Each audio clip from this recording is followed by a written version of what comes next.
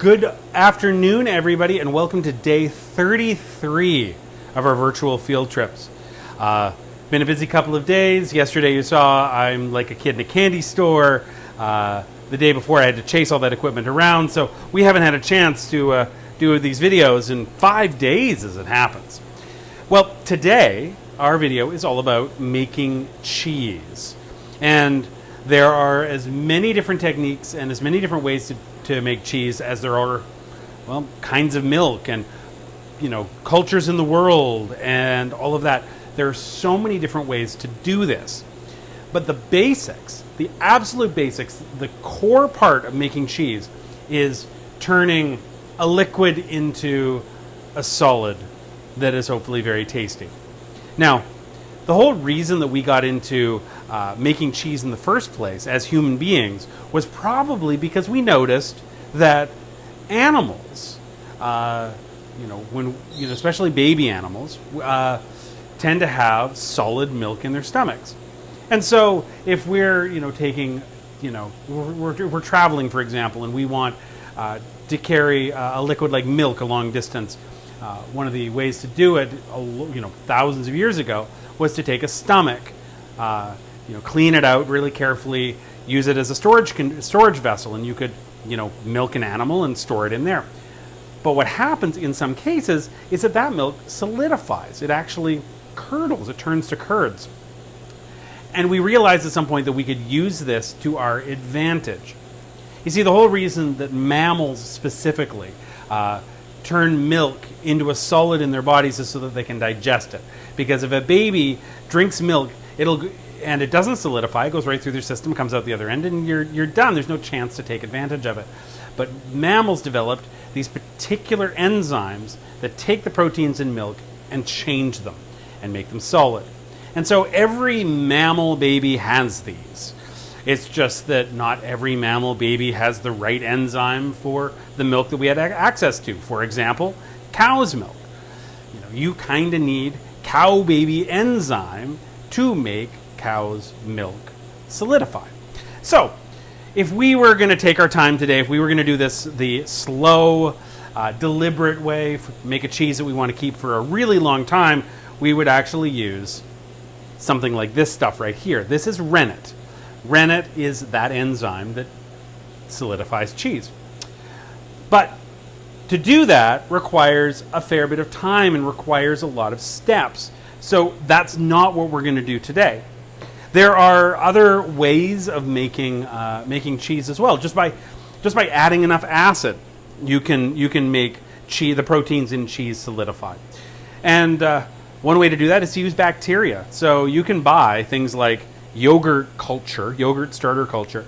And what this bacteria does is it actually eats the sugars, turns them to acid, and the acid takes all those proteins in the milk and solidifies them. That's why you get thicker yogurt. Well, you can actually thicken it past Greek yogurt into a kind of yogurt cheese. And those are very common in lots of places in the world. Now, what we're doing today is we're taking cow's milk. We're heating it up first, and then we're going to give it an acid. And that acid isn't anything special. In fact, that acid is nothing but pure white vinegar. Now, there's other fancier acids you can use. Citric acid if you want. You can use lemon juice. You can use apple cider vinegar. You can use all different kinds of acid to do this. We're going to use just plain white vinegar. That's it. Now, what I'm doing on the stove as we speak is I'm heating up our milk. Our goal right here, right now, is to get it not at 169. We want it to 195. So to do that, I've had it on fairly low heat, heating it up gradually. But the truth is, if we don't want this video to take hours, we're going to need to bump up the heat and start stirring this a little bit more. We don't want it to scorch on the bottom, and we don't want it to get a film on the top.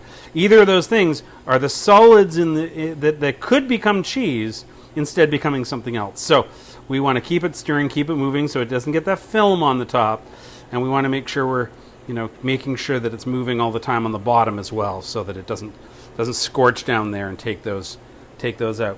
So what are we at right now? We're at 172. We're getting close. Now, that's just the basics, right? We take the milk, we solidify it in any of a number of different ways, and then we get all the liquid out. And you can eat that right away. You can eat it with some of the liquid. If you eat it with some of the liquid, that's going to be cottage cheese. If it's set really, really firmly, you can actually take all those curds, all that curdled chunks, and get a block, cut it into pieces, and then lay those pieces on top of each other and keep rotating it. That's called cheddaring. That helps press more of the liquid out of it, make it more solid. Now, that's a technique that was invented in a particular place called cheddar in England. And it's funny because nowadays we add a dye to cheddar cheese to make it orange, but real cheddar doesn't have any color. Well, it doesn't have much of a color. It depends on what kind of color your milk has. But so what we do is we add something called annatto paste, which is what gives it that orange color. So it is natural, but still. All right, so how are we doing with our temperatures? We're already at 179, so remember, we want 195. And because I bumped the heat up, we want to keep stirring this so it doesn't curdle, because the last thing you want to see is a bunch of dark chunks in your cheese as you're scraping the bottom and accidentally bringing up that scorch. Okay. So, our technique from here is going to be, when it gets up to temperature, we're going to add the acid. We're going to add 1/3 of a cup of white vinegar. We're going to let that sit for a couple of minutes, and you're going to get the cheese separating from the whey. The whey is going to be the clear liquid left behind, and the curds are obviously the solid part. We're then going to strain them. I've got some cheesecloth here inside a strainer, and that's going to work really well to separate out the whey from the curds. When we've got it mostly sorted, we're going to add a little bit of salt. Any salt's fine. It doesn't have to be something called cheese salt. But that's what's going to give it the flavor that we're kind of used to. Unsalted cheese is pretty bland. It's like bread, right? You need the salt in the bread to have it be tasty. So we are at 188. Just checking here. Let's see. We're at 188, folks. So we're aiming for 195. And hopefully we can do this without getting any of my cables or getting my thing in here. So now, some kinds of cheese, like I said, take a much longer amount of time. If you just had fresh milk, straight from the cow, raw milk, and you let it sit for a while, there are enough natural bacteria in it that'll eat the sugar inside the milk and turn it to acid, and it will actually curdle or become clabbered milk all on its own. Then you can get the curds out of that. All right, we're at 193. It's getting close. So just a little bit more, guys. 194. I'm willing to bet that I can safely turn off the heat right now, because it's going to keep going up. There we go, 195. Perfect. So we are going to now take our 1/3 of a cup of white vinegar.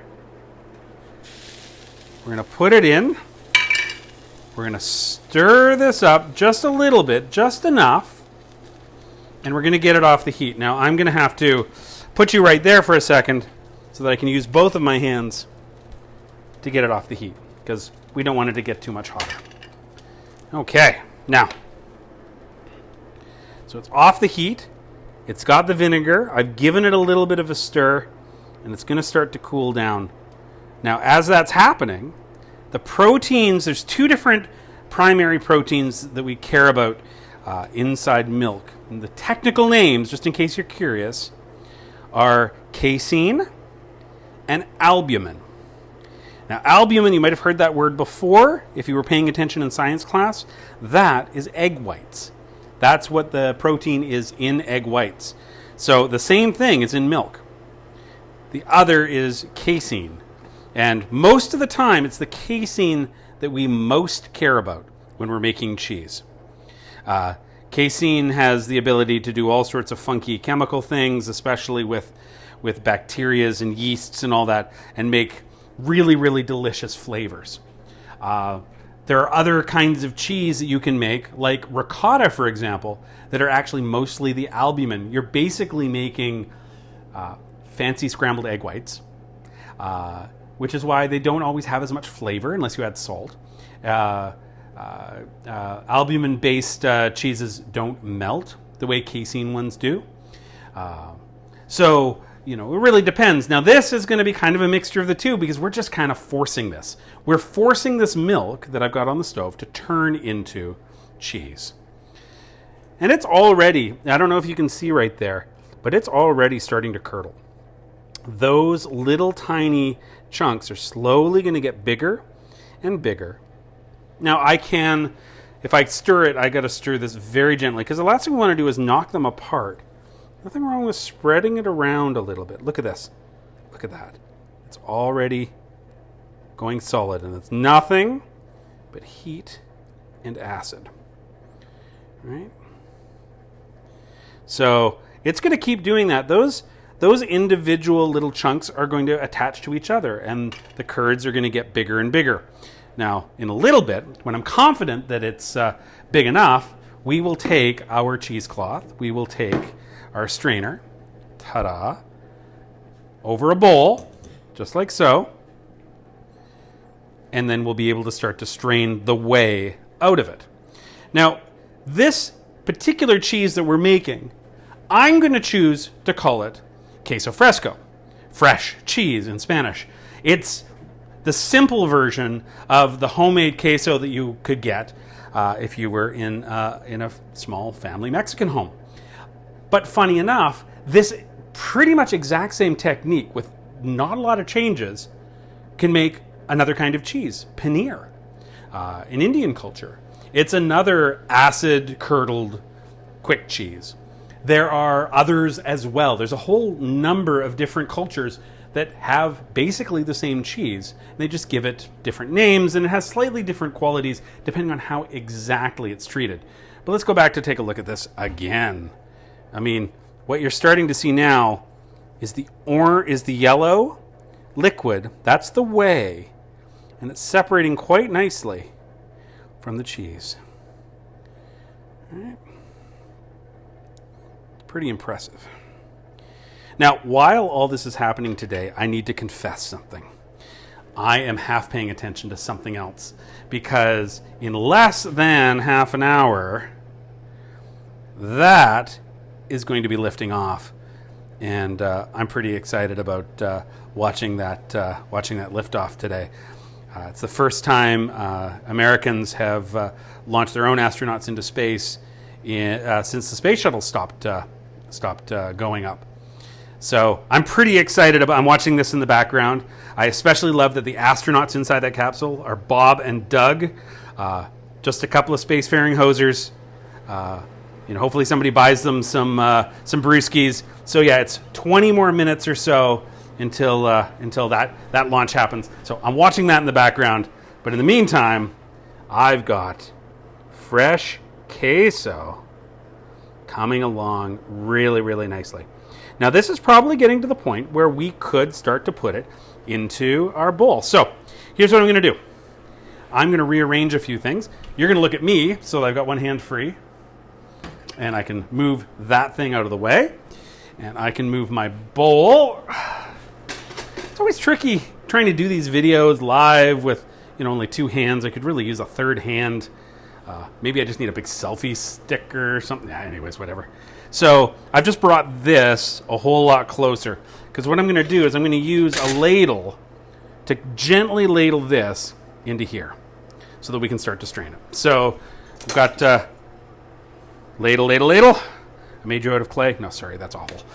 Okay, so you can see all on its own. It's been curdling quite nicely. So we're going to take that. We're going to put it in there.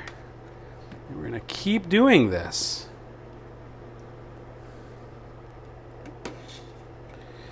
As I said before, if we take this, cool it down, press it, we basically end up with paneer.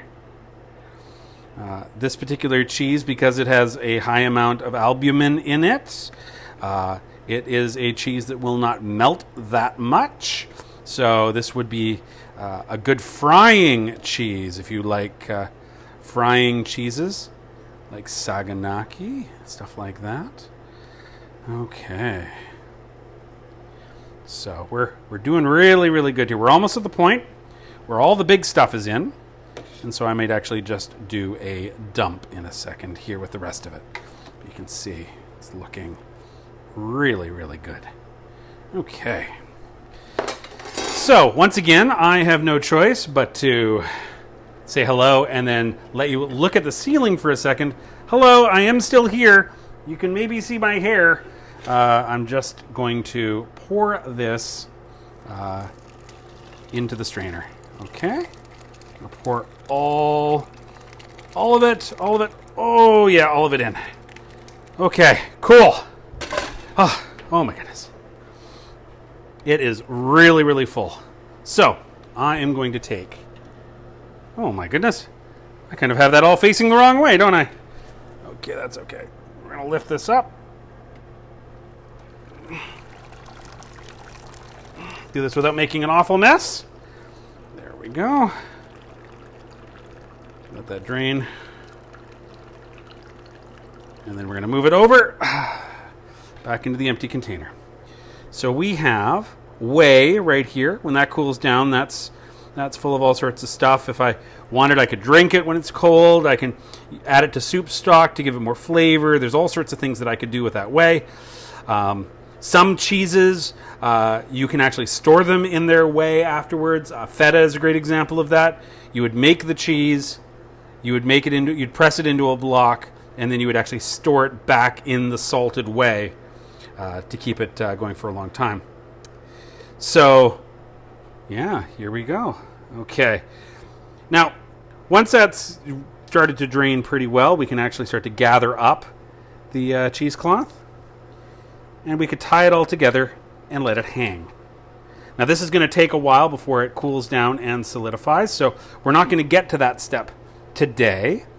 But I'm sure for tomorrow's video, tomorrow at 10 o'clock, we'll be able to actually show you what the finished product looks like. Once this gets just a little bit cooler than it is right now, I'm going to add about a teaspoon, it's up to your taste, but about a teaspoon of salt. I'm just going to sprinkle it on top.